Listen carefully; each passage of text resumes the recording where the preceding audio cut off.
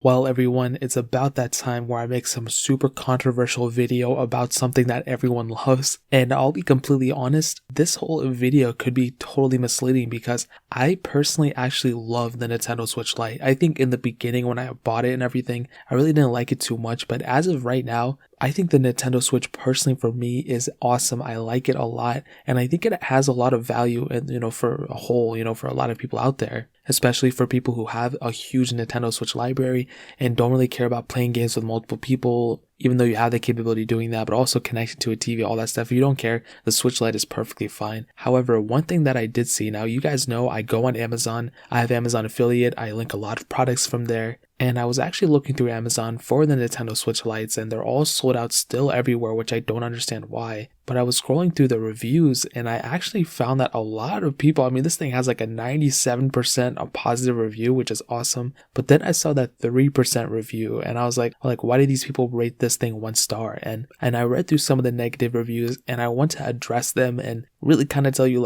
whether they should be things you worry about or not. I've owned this thing for a while, for like 3-4 months. I've owned the original Switch for like over a year now. Now this first review, okay, I took a screenshot of some of them and I'll be honest, there were a lot of reviews that were almost like the same exact thing, which just kind of reminded me a lot of my channel. But looking at this first one, strongly recommend against buying the Switch Lite. And as soon as I saw it, I was like, okay, this is going to be really juicy. So they say the downloaded content can only be played while connected to the internet. I don't know if that's completely true. Okay, I don't think that's true at all. I think you were playing Fortnite or something like that, then yeah, you had to be connected to the internet. But I've played games like Colors Zen and that Kirby game sometimes. I've played that on the go. It's not like every day I'm playing it, but like once in a while. And I'm pretty sure you can play those games on the go. I could be wrong, but I don't really know what's going on with that. And then they kind of mentioned something about their 7-year-old kid or whatever and the eShop only being able to play adult games or whatever. I don't really remember, but they call this thing useless. And that's something that really hurt me because this is not a useless console. Just because it's not like the more expensive Switch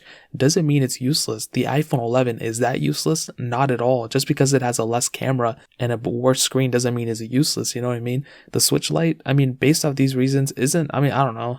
It doesn't seem like it's useless, or it still seems like it's a pretty good console to me. Now, one thing that I've seen over and over and over again for every single negative review, for the most part, I'll say for half the reviews that I saw that were negative, all had something to do with the joysticks and the Joy-Cons. Now, me personally, with the first Nintendo Switch that I bought, I did have issues with my Joy-Cons, but I was able to exchange them. I bought a used Nintendo Switch as well, and the same thing happened. But then I bought new Joy-Cons and those have been working for me since for like a month and a half or 2 months now, which is perfectly fine. But the thing with the Switch Lite though, and for all those reviews about the joysticks, all of them said that not only were they dysfunctional for the most part, but also that it was always the left joystick, which was really weird. Nobody really said anything about the right joystick, but it was always the left joystick that I saw the most amount of problems for. And I'm not really too sure why that was the case. I know the Joy-Cons have huge issues. I have videos on, I think, this channel and my second channel talking a lot about, how to fix your joysticks if they're stuck or whatever. But that's still a pretty crazy thing that keeps happening. So I don't know what to say about that.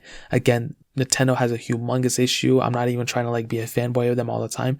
That is one thing of the Switch and Switch Lite that I can totally understand. This is like the butterfly keyboard of MacBooks for the Switch. These things can go bad at any time, and it really sucks because these joysticks for even the Switch are pretty expensive, and for the Nintendo Switch Lite, you can't even replace them unless you want to replace the whole console. So now the last thing, most of the reviews I saw were pretty much just complaining about charging and the joysticks. That's kind of the one thing that I saw the most. Now this one said comes with 0 games and lots of limitations and restrictions, and games are very expensive and look dumb. When I saw that, I was totally thrown off because I don't know how a game can look dumb. Aren't you buying the game? I don't know. But they said it comes with 0 games. Well, that's kind of how every single console works. Every single console for the most part comes with 0 games. But the other thing is that you do have the eShop on it, which is really cool. And you guys should take advantage of that. There are a lot of free games. I wouldn't say a lot, but there are some cool free games out there. And I've made several videos talking about this as well. So, and yeah, the games, they can be expensive, but I've seen some kind of cheap ones go in the used market for a little bit cheaper. I think the Super Smash Brothers,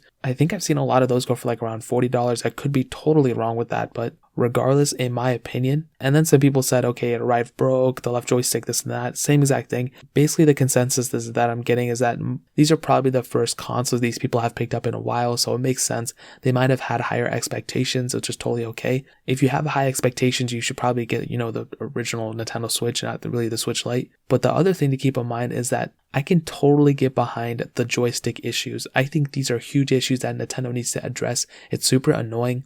It's just one of those things that just bothers a bunch of people, and like if Nintendo is not going to fix it, then they're just going to keep hearing people complain about it. And for the Nintendo Switch, the original one, I think it's a huge issue, but for the Switch Lite, I think it's an even bigger issue because you can't just replace the console every time it breaks, you know what I mean? So it is what it is, but in my opinion, I'll say still pick up the Switch Lite. I think it's completely worth it. I think it's a very good console, but some people think otherwise. So if you want to pick one up, links will be down in the description below. You can get them from there and help support the channel at the same time. That's really pretty much it. If you guys have any other questions or anything, let me know in the comment section as well. Hit the like button, that would mean so much, but definitely hit that subscribe button. Every single subscriber that we get really does count, so it means so much if you guys get that. Also check out the other links down in the description as well. My Twitter, my Instagram, my second channel. All those links are linked down below. I'd really appreciate if you guys could check it out. More importantly than everything else, I love every single one of you guys. Hopefully I'll catch you guys in the next video. Peace out till then.